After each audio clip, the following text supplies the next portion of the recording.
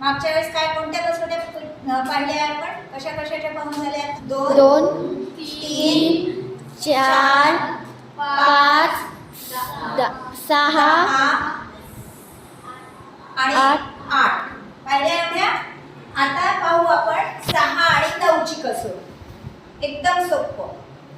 6 ची कसोटी काय? जशी 8 ची सांगितली होती मी तुम्हाला की जर दिलेल्या संख्येमध्ये 2 आणि 4 या दोन्ही संख्यांचा भाग जात असेल तर 8 चा भाग जातो. आता एखादी संख्या आपण बघू.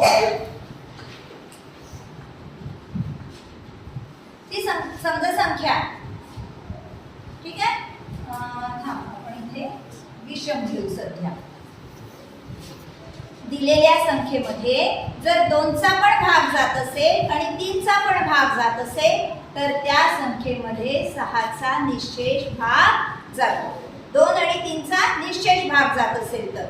पण आता ही संख्या आहे 6431. तुम्हाला समोर पाहूनच दिसतंय की याच्यामध्ये 2 चा भाग जाणार, कारण एकक स्थानी विषम संख्या, बरोबर. म्हणजे या संख्येमध्ये 6 चा जाणार. आणि एक गोष्ट लक्षात ठेवा की समसंख्यांचा भाग हा समसंख्यांमध्येच निश्चेष भाग जातो, ठीक आहे. आपण 1 च्या जागेवर 2 घेऊन पाहू. 2 नी तर भाग जातोच, हे तुम्ही पक्क सांगू शकता, कारण एकक स्थानी काय आहे? 2 ही समसंख्या आहे, म्हणजे ही पूर्ण संख्या समसंख्या आहे, म्हणून याच्यामध्ये 2 चा निश्चेष भाग जातो. आता 3 चा जातो की नाही पाहिला. काय करतो आपण? सगळ्या अंकांची करा. 6 4 10 3 13 2 15 मध्ये 3 चा भाग जातोच. म्हणजे ह्या संख्येमध्ये 2 चा पण भाग जातो आणि 3 चा पण भाग जातो, म्हणून ह्या संख्येमध्ये 6 चा सुद्धा निश्चेष भाग जाणार, ठीक आहे. ही झाली पहिली 6 ची कसोटी.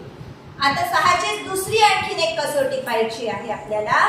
समजा एखादी संख्या आहे, आता ही तर आलीच,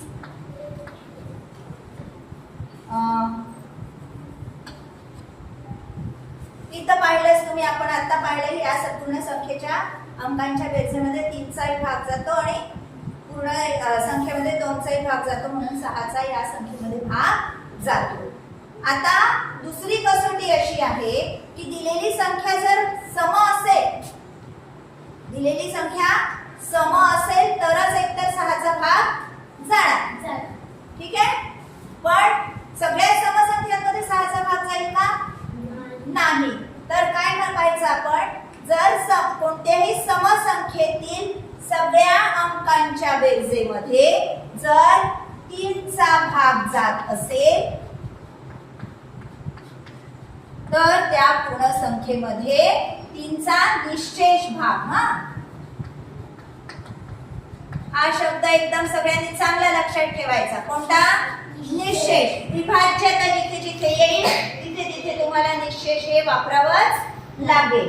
3 चा निश्चेष भाग जात असेल, ज्या समसंख्यांमध्ये 3 चा निश्चेष भाग जात असेल त्या पूर्ण संख्येमध्ये 6 चा निश्चेष भाग जातो, ठीक आहे.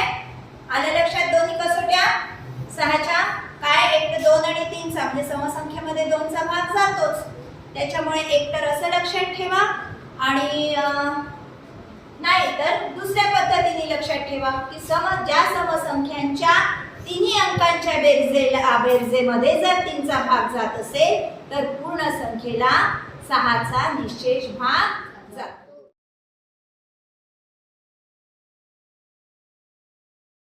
आता पाहू आपण 9 ची कसोटी. 9 ची कसोटी 3 च्या कसोटी सारखीच. काय सांगितली होती आपण 3 ची कसोटी? काय सांगितली होती? संख्येमधील सर्व सर्व अंकांच्या बेरजेमध्ये जर 3 चा भाग जात असेल तर त्या पूर्ण संख्येमध्ये 3 चा निश्चेष भाग जातो. त्याचप्रमाणे 9 ची पण कसोटी तशीच आहे. जर आता एक अंकी संख्येमध्ये तर 9चा भाग जाणार नाहीच. जाईल का? कारण लगेच 9 दुने 18 येतात. मग 2 अंकीच्या पुढच्या ज्याही संख्या असतील त्या संख्येमधील सगळ्या अंकांच्या बेरजेमध्ये जर कितीचा भाग जात असेल तर 9चा निशेष भाग जात असेल तर पूर्ण संख्येमध्ये 9चा निशेष भाग जातो. बघा 5 आणि 4 9 9 3 12 12 2 14 14 मध्ये 9चा भाग जातो नाही. नाही. आता बघू आपण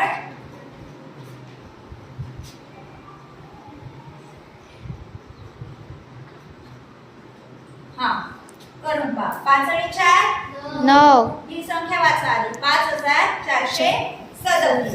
5 आणि 4 9 9 3 12 12 7 19. म्हणजे ह्या पूर्ण संख्येमध्ये 9चा भाग जाणार नाही. करून पाहू वाटल्यास. 5336. बघा 5 आणि 4 9 3 12 6 18. म्हणजे ह्याच्यामध्ये 9चा भाग जाईल आणि ह्याच्यामध्ये 9चा भाग जाणार की नाही आपण आता बघू. याच्यातही जातो का पाहू, याच्यातही जातो का पाहू. ठीक आहे. इथे किती आली आहे बेरीज सगळ्याची? किती आली होती? 19 आली होती हो ना. इकडे लिहू. याची किती आली होती? 18.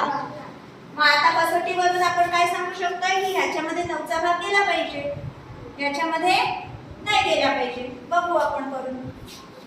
9 सखा 24 वरून घेतले 3 भाग जात नाही. 9 0 0 वरून घेतले 7 9 4 36 गेला का निशेष भाग?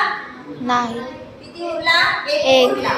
आता इथे बघू. 9 सखा 8 वरून घेतले 3 9 0 0 वरून घेतले 6 9 4. बघा इथे ह्या बेरजेला, या अंकांच्या बेरजेला, ह्या संख्येतील अंकांच्या बेरजेला 9चा निशेष भाग गेला होता. त्यामुळे ह्या पूर्ण संख्येमध्ये 9चा निशेष भाग गेलेला आहे. कारण खाली किती उरले?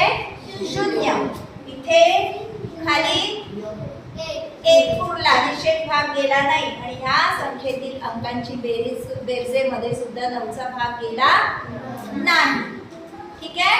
त्याच्यामुळे ह्या संख्येमध्ये 9चा निशेष भाग जाणार नाही. राहील 9ची कसोटी लक्षात? म्हणावं.